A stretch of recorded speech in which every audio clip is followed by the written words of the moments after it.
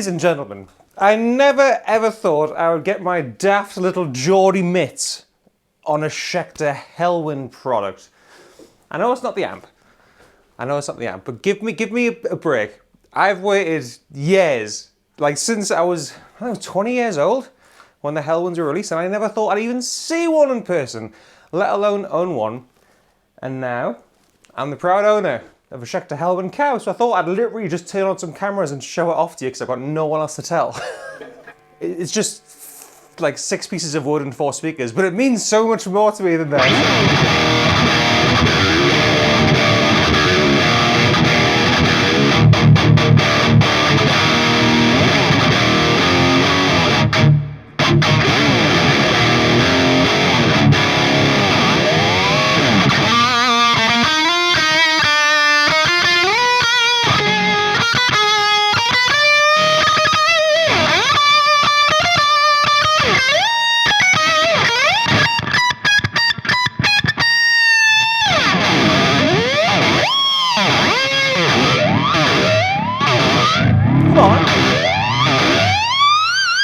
I've got enough gain for that special second fret.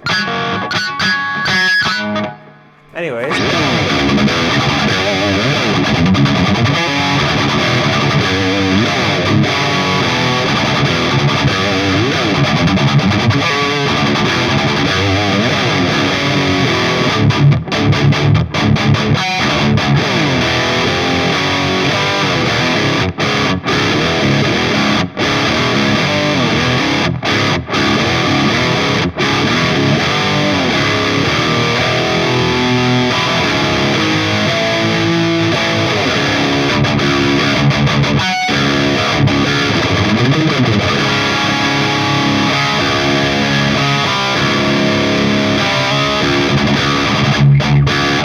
If you don't know what a Schecter Hellwin Cab is, it looks cool, doesn't it? This is the signature amplifier that I haven't got and cabinet of the one and only Synyster Gates from Avenged Sevenfold. And it's made by Schecter. Everyone out there knows Schecter as an amazing guitar brand, but yeah, they made amplifiers for a bit as well, and they're bloody mint. I feel like I've got to quickly do a little disclaimer apologising that I am not in fact Synyster Gates and I haven't got his wonderful hands, so you're not going to hear every single perfect solo by Syn in this video, but he's one of my first ever guitar idols as a kid.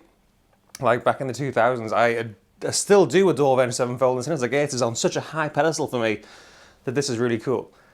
But if you haven't seen one of these before, it's because they're discontinued. They were only made for a little while, from 2013 until a little while ago now, so a very short run. Simply because Syn loved his amps. I'll talk about how they were designed in a second, but he started using fractals and stuff, and touring with fractals just because it's so much easier, because they're one of the heaviest touring bands in the world, from Orange County all the way through to Australia and stuff. And it's just more logical for them to have fractals and stuff. And Synyster Gates said, like, I don't want to sell something that I don't use, unfortunately. I think the Hellwins are probably inside of the fractals, but that's a nice little honest way of doing it.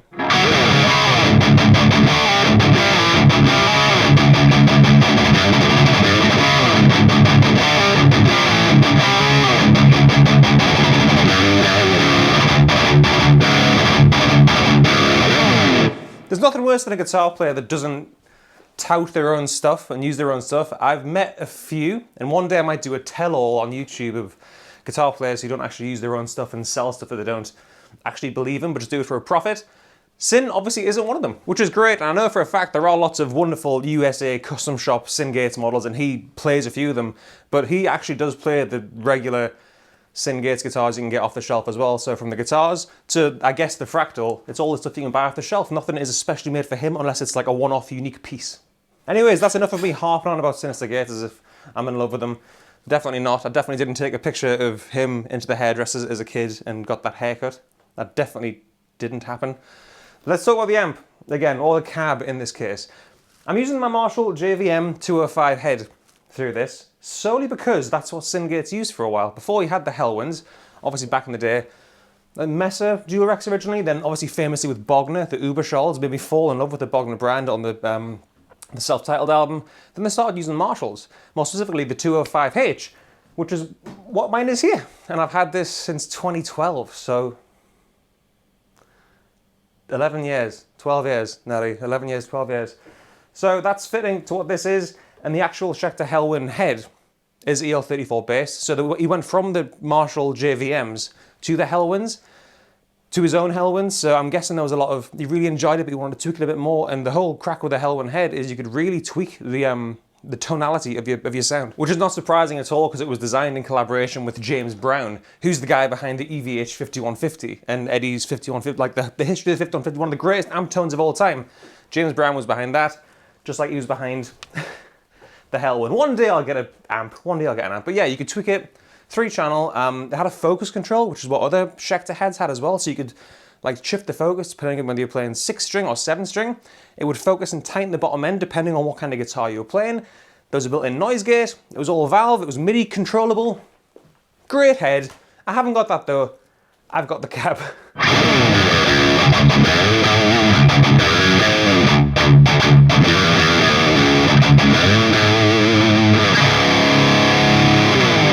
So it's an all birch construction, and this is the B cab, as you can see, the straight cab, which is the one that I wanted. With vintage 30s and Celestion vintage 30s, but it's a lot tighter sounding. I've got my old Marshall cab that you might have seen in other videos and stuff behind there, which has the gold logo like this, and that's got V30s in, but that's quite old. So the speakers are worn in a bit more than they are in this, but that's way more open and airy. This is so much more tight and focused. People don't realize how important speaker cabs are to guitar tones. Like, more so than valves, and whether you've got a tube screamer or an ST1, cabs are very important, and this is as tight as I wanted it to be.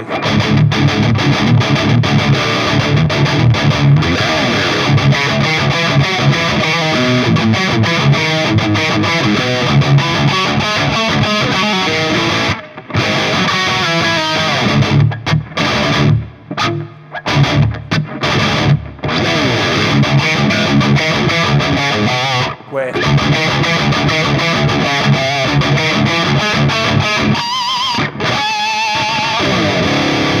It's been a while since I've just played the intro to that song. But yeah, it's very tight and very focused. And with that, I should probably mention the signal chain I'm using in this video.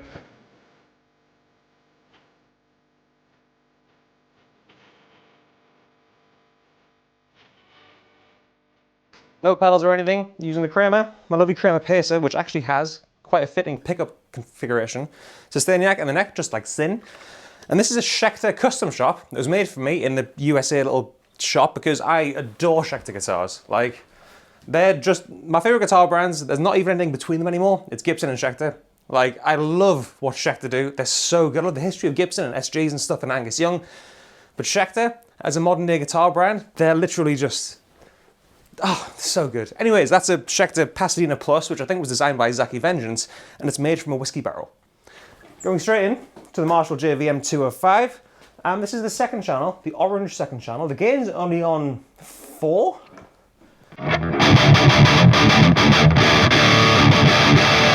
And all the EQs at 1 o'clock, because that's why I always have the EQ. I want to be a Blackstar or a Marshall, everything's at 1 o'clock, so I just think it sounds really good with the way that I play it.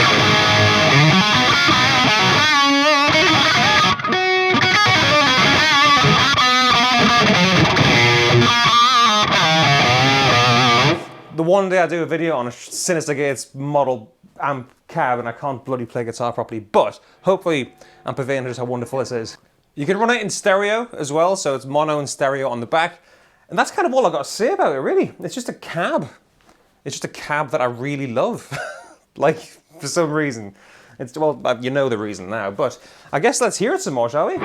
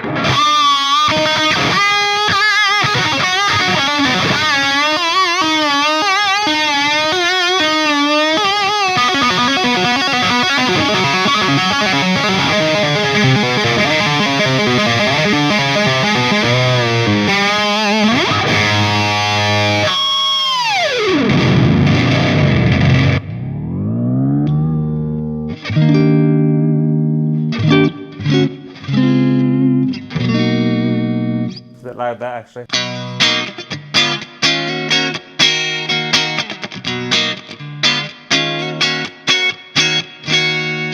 So that nice focus bottom end is coming through lovely.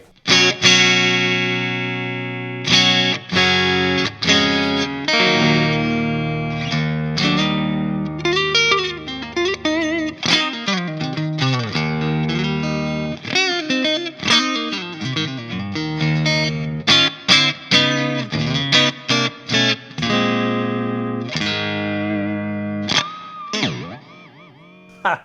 Man, this is mint.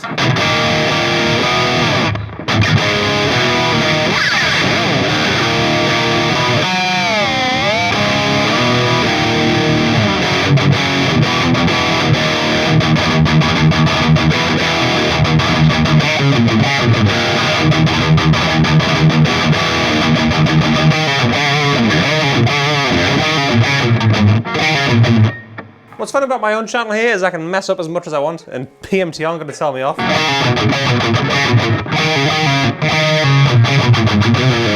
can't remember how that goes, but it's fine, it's fine! Let's hear it with the Blackstar now.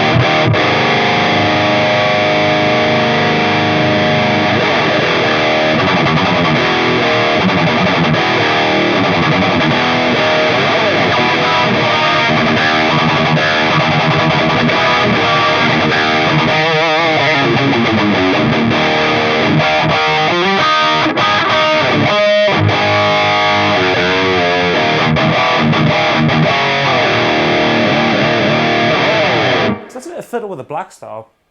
It's definitely not as open sounding as the Marshall. It's a bit more, again, focus, which again, I don't know if that's more, because they're both EL34s, akin to what the actual Hellwin amp would be, but... I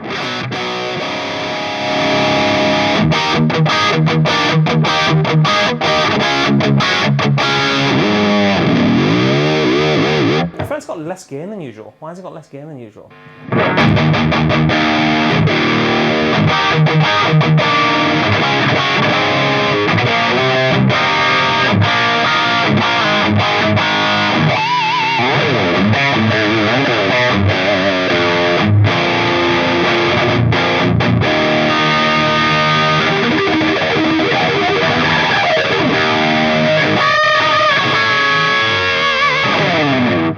I was going to end it there, but I quickly need to show you something. Because I like this so much, I don't want anything bad to ever happen to it. Like, if everything was to fall on the grill cloth, I actually went to a plastic place and got them to make a big sheet of clear plastic for me, like to cut it especially, just so it fits, and it does fit lovely on the like in the grill cloth, so nothing can knock it, and I get a look at the nice Hellwin logo and it not get damaged. Anyways, that's enough of me harping on for ages about 6 pieces of wood and 4 speakers and why I love it so much more than anything in this entire world. That's my new Schecter Hellwin Cab. Thank you for watching. Comment down below if you've ever played a Hellwin before. I have seen one in person at the NAMM show in 2015, I think. There was one on display, and I was like at the altar of it. I was like, oh my god, that's amazing. I'll try, if I can find a picture, I'll put it up. But yeah, that's the video. I don't know how to sign off. Comment down below if you liked it. I'm Dagan Wilkin on Instagram and Facebook and stuff. I don't use Facebook, but Instagram. Follow me there, and see you next time. Thanks again for watching.